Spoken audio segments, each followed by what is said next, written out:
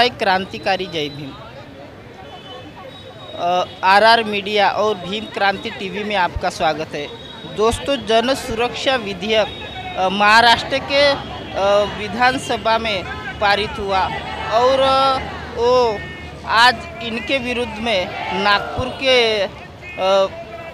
Variety चौक पे यहाँ पे वंचित बहुजन आघाड़ी की or से यहाँ पे आंदोलन शुरू है। आप देख सकते हो यहाँ पे वंचित बहुजन आघाड़ी के पदाधिकारी यहाँ पे आए हैं और यहाँ पे जन सुरक्षा विधेयक इनके ऊपर यहाँ पे आंदोलन शुरू है और आज हम जानेंगे कि लोगों का क्या कहना है। जन सुरक्षा विधेयक इनके विरोध में वंचित बहुजन आघाड़ी का यहाँ पे आंदोलन शुरू है वैरायटी चौक में। सर, आप क्या कहेंगे, ये आंदोलन किसके लिए है?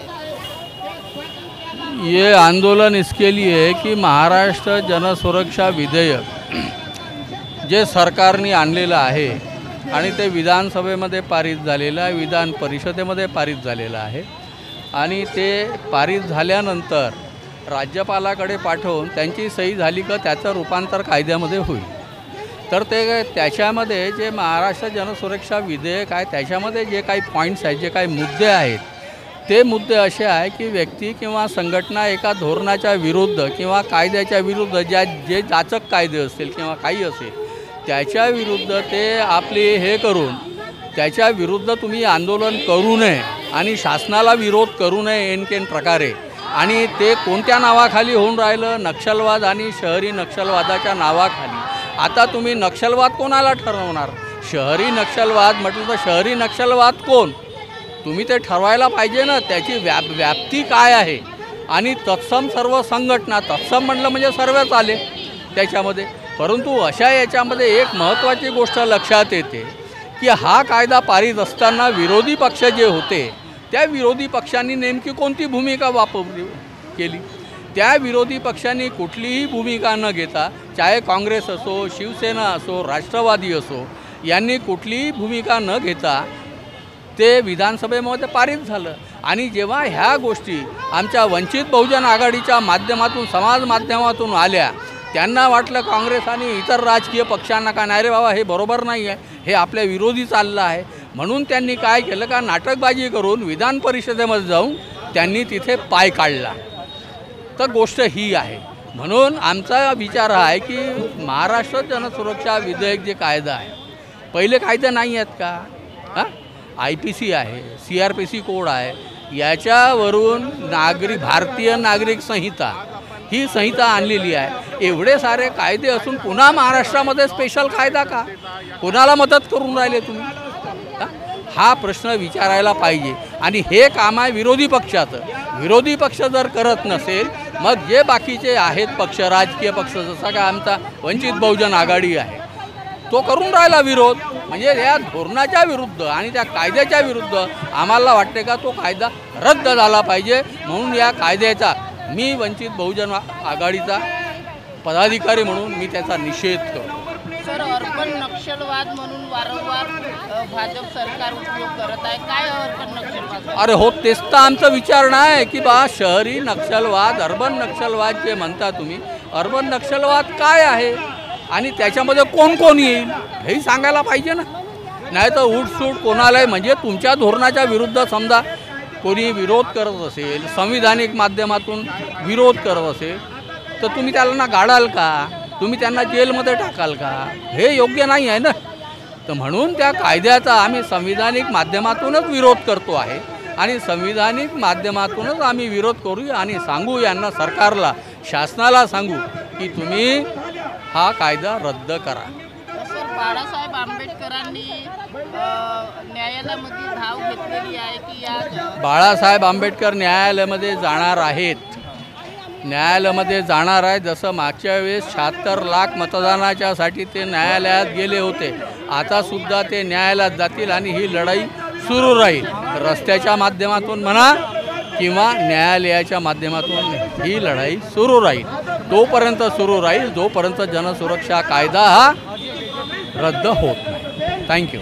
जनसुरक्षा विधेयक यांच्या विरोधामध्ये नागपूरमध्ये व्हेरायटी चौकामध्ये निदर्शने आहे.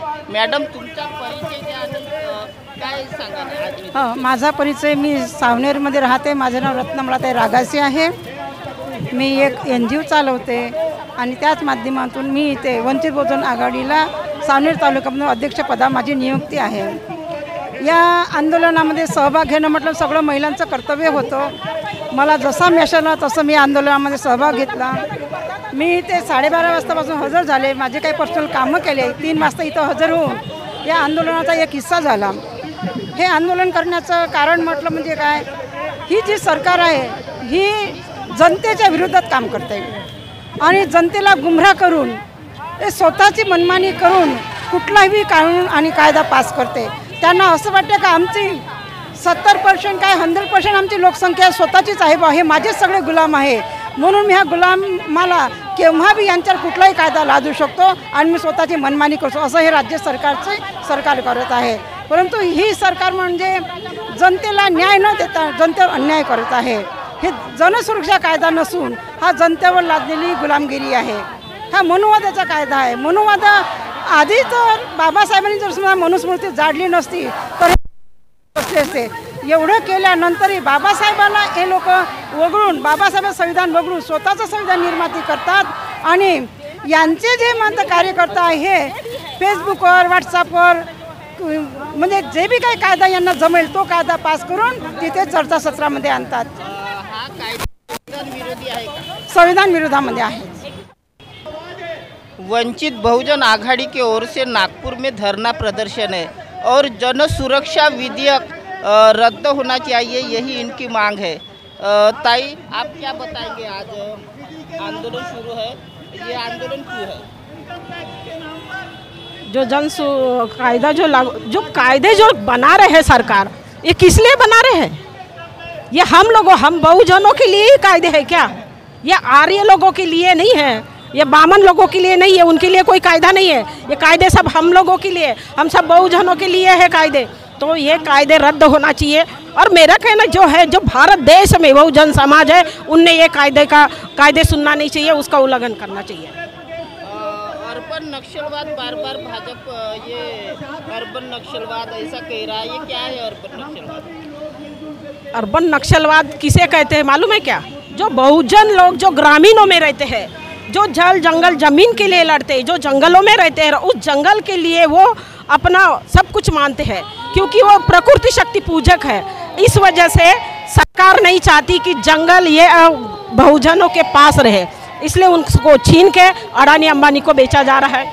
कब तक ये करेंगे? क्योंकि ये सरकार पहले नहीं थी, ये हमारे जो दादा परदादा के परदादा हमारे पूर्वज थे, तो वो हमारे पूर्वजों की ये ज़मीन है, ये सरकार की नहीं. हमने लीज पे दी सरकार को चलाने के लिए, तो ये इनकी नीयत नहीं है वापस देने की. आप आदिवासी के वेशभूषा में दिख रहे हो, तो आप क्या संदेश दोगे?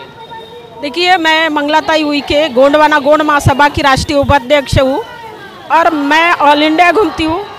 हम लोगों को जागरूक करते हैं. जो सरकार अन्याय अत्याचार कर रही है हमारे समाज के ऊपर, हमारे बहुजन समाज के ऊपर, तो हमारे समाज को जागरूक करना चाहते हैं कि ये सरकार के बहकावे में मत आओ, क्योंकि RS जो पलड़ा भारी है हम लोगों के ऊपर, ये BJP सरकार हमें तांडव जैसा नचा रही है. तो अब वक्त आ गया है इस सरकार को नीचे गिराने का, क्योंकि बाबा साहब आम्बेडकर ने इतना बड़ा अधिकार दिया है हम लोगों को. एक राजा को भिखारी और भिखारी को राजा बना सकते हैं. इतना बड़ा अधिकार जो दिया है उसका उपयोग करो. हर भारत के एक व्यक्ति को बोल रही, हर घर के एक व्यक्ति को, कि उस संविधान का जो उल्लंघन हो रहा है उसका उपयोग करो और इस राजा बना है उसको भिखारी बनाओ. आने वाले स्थानिक स्वराज्य संस्था के निवडणूक आने वाले हैं, तो ये भाजपा सरकार को सबक सिखाएगी क्या?